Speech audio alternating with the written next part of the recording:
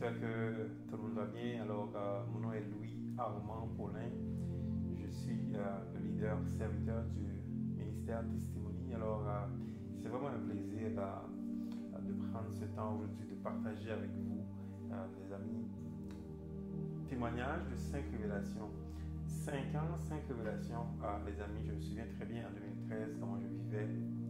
Je vivais un peu dans l'angoisse, étant un père de famille, un travailleur, un mari aussi un chrétien qui vivait avec beaucoup d'angoisse, beaucoup de situations dans la vie. Et puis je voulais m'en sortir. Je n'étais pas content de la manière dont je vivais. Et donc j'ai commencé à prier Dieu en 2013. Donc j'ai passé des mois à prier Dieu. Et de voir que le 7 septembre 2014, Dieu s'est révélé à moi, qui a vraiment changé ma vie. Donc 5 ans de révélation. Aujourd'hui, c'est vraiment un privilège pour moi là, de partager avec vous 5 révélations. 5 ans, 5 révélations.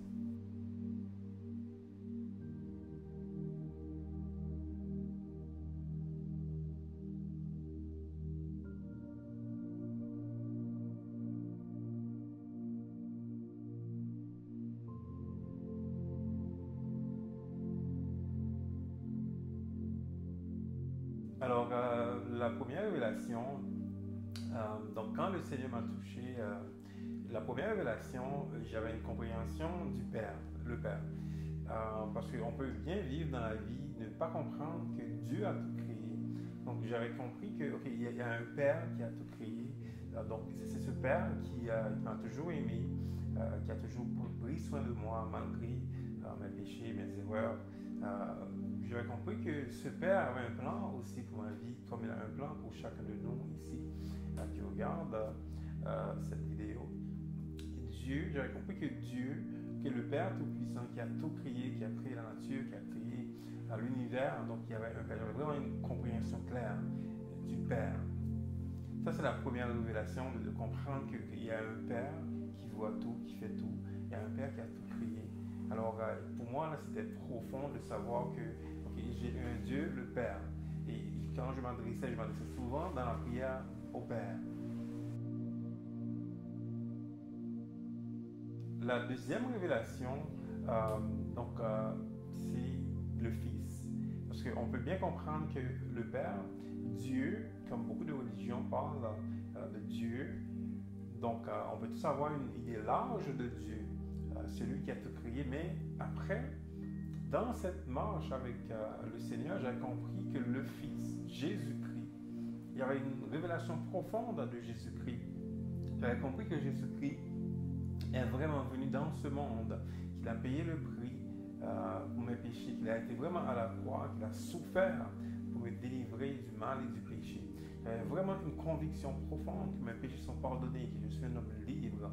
C'était vraiment extraordinaire. Pendant ces 5 ans, je vivais, je savais exactement que mes péchés sont pardonnés, que j'ai la vie éternelle en Jésus-Christ. Jésus-Christ a vraiment été à la croix, parce qu'on peut être chrétien et ne pas le savoir. Moi, j'étais chrétien pendant 39 ans. Je n'avais pas cette conviction profonde de Jésus-Christ, vraiment le sauveur de l'humanité et mon sauveur, et le sauveur de celui-là qui regarde cette vidéo, qui veut faire un pas vers lui. J'avais vraiment une conviction profonde, une révélation profonde de Jésus-Christ. Troisième révélation, c'est le Saint-Esprit. C'est incroyable, étant chrétien pendant 39 ans, je n'avais pas une compréhension, je n'avais pas une vision claire, une révélation claire du Saint-Esprit de Dieu. Et donc, après que Dieu s'est révélé à moi par le Père, le Fils, le Saint-Esprit, j'avais vraiment une compréhension de sa présence. J'avais commencé à sentir sa présence autour de moi pendant que je priais, sa présence dans mon cœur aussi. Il me parlait aussi à faire des choses. Je me souviens, il y a des fois dans ma vie, j'avais peur, j'avais très peur. Il me disait dans mon cœur que je suis là, si tu as la foi en moi. Et donc, j'avais une conscience claire. Parce que si tu n'as pas la conscience de cet esprit, c'est très facile de se perdre. Et la conscience que j'avais de lui m'a vraiment calmé toutes les angoisses, les inquiétudes et la peur que j'avais aussi dans le temps. Et donc, sa présence, j'ai commencé à lui communiquer. En fait, c'est une personne comme vous et moi, j'ai commencé à lui parler, j'ai commencé à sentir sa présence, j'ai commencé à avoir une vision, une révélation de vraiment de cet esprit qui est venu. En fait, c'est la promesse de Jésus-Christ même avait fait à ses disciples quand il allait partir, qu'il allait envoyer un autre. Et cet autre est vraiment le Saint-Esprit, l'Esprit qui est puissant, l'Esprit qui est Dieu lui-même aussi, donc qui vit en moi. J'avais vraiment une conviction profonde qu'il vivait en moi. Et à travers les situations, des choses que j'ai vécues pendant ces 5 ans, et j'ai compris effectivement qu'il vit en moi et qu'il vit chaque chrétien, chaque personne qui met sa foi en Jésus-Christ, il reçoit le Saint-Esprit. Alors, en termes de démarche, j'avais compris qu'il est là pour moi, que je peux lui parler. J'avais aussi même commencé à parler en langue aussi, par la présence de cet esprit. J'avais compris effectivement qu'il vit parmi nous aussi. Et c'est la promesse de Jésus-Christ à tous les chrétiens, à tous ceux qui mettent leur foi en lui, qu'il allait envoyer le Saint-Esprit. Mais c'est incroyable que malgré que j'étais chrétien avant, j'avais pas cette conviction, j'avais pas cette révélation profonde. Parce que la Bible est vraie, mais il faut vraiment qu'on ait une conviction, une révélation de tout ça pour y croire. La quatrième révélation, c'est vraiment la Bible. La Bible, on peut tous avoir la Bible entre ses mains. Moi, je l'avais entre mes mains pendant des années et des années. Je n'avais pas la conviction que la Bible était la vérité. Et donc, Dieu m'a vraiment révélé que la Bible est vraiment la parole, sa parole. Parce qu'on peut quand même avoir, parce qu'avant je voyais que la Bible c'était un livre comme tout livre qu'on peut lire. Mais quand Dieu a révélé dans mon cœur que la Bible est vraiment sa parole, c'est la parole de Dieu, Dieu lui-même, et j'ai commencé à comprendre que la Bible là, c'est vraiment la parole de Dieu, que toutes les paroles de la Bible là, sont vraies. J'avais la conviction profonde, une révélation que Dieu a mise dans mon cœur, de faire comprendre la Bible, c'est vraiment sa parole, que je dois vivre de sa parole. Dans une situation de ma vie, je dois aller chercher dans la Bible la réponse à mes circonstances. Et donc, c'est vraiment une révélation claire dans mon cœur. La Bible, des fois, même si je ne suis pas d'accord avec un passage de la Bible, je dois absolument respecter ce passage. Je dois absolument respecter la parole de Dieu.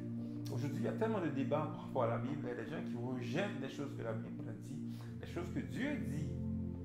Mais la Bible, dans cette révélation de Dieu, pendant ces 4 ans, donc il a révélé le Père, le Fils, le Saint-Esprit, et la Bible est révélée comme vraiment la parole de Dieu.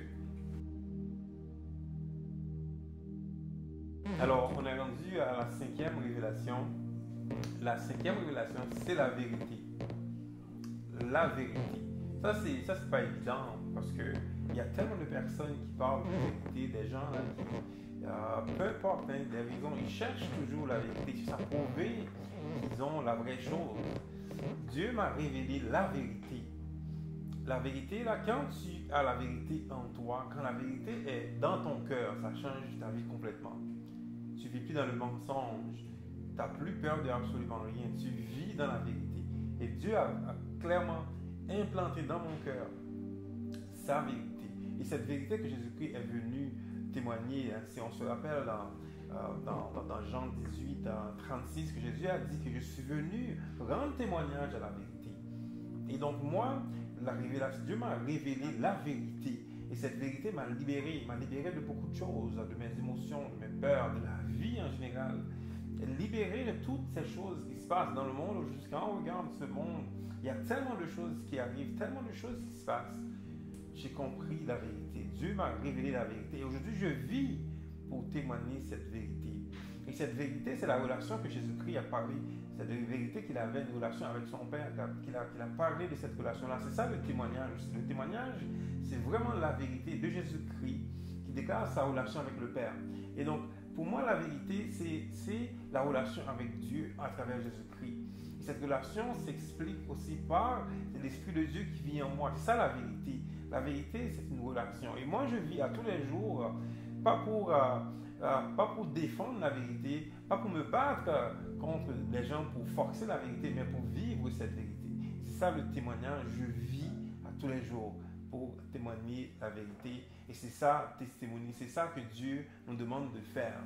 Dieu me demande, ok, j'ai compris la révélation, le Père. J'ai compris le Fils qui m'a pardonné, qui m'a délivré. J'ai compris son esprit qui vit en moi. Je comprends aussi que la Bible est la parole de Dieu. Et maintenant, je comprends que la vérité, il y a beaucoup de gens qui ne vivent pas la vérité. C'est pour ça qu'ils vivent dans la peur.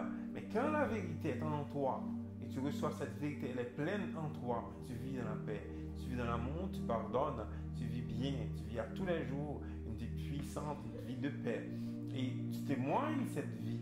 Alors c'est cette vie que je témoigne aujourd'hui en Jésus-Christ. Et Jésus-Christ l'a bien dit, hein, les amis, qu'il est le chemin, la vérité. Et donc, si on est en lui, on va pouvoir témoigner cette vérité à travers nos vies, à travers nos actions, à travers nos façons de vivre. Et les gens vont pouvoir dire effectivement que Jésus-Christ est vraiment la vérité. Alors pour toi qui regardes cette vidéo, quand tu te poses la question, c'est quoi ta vie aujourd'hui? Même si tu es un croyant ou pas, regarde ta vie, pose-toi des questions. Je dis souvent à des gens, là même aussi au travail, des personnes avec qui je travaille, mes collègues de travail, il y en a des gens que je croise dans la rue, même des chrétiens aussi, je leur dis de chercher la vérité. Parce que la vie, c'est une recherche de la vérité. On ne peut pas accepter n'importe quoi. On ne peut pas accepter que la science nous dit comment vivre. Il ne faut pas accepter que les gens, même un pasteur, il ne faut pas accepter qu'un pasteur te dise c'est comme ça que tu dois vivre. Il faut que toi, que tu cherches la vérité. Et quand tu connais cette vérité, tu vas être libre. Tu vas être délivré de toutes ces choses de la vie, de toutes ces circonstances qui nous empêchent de vivre.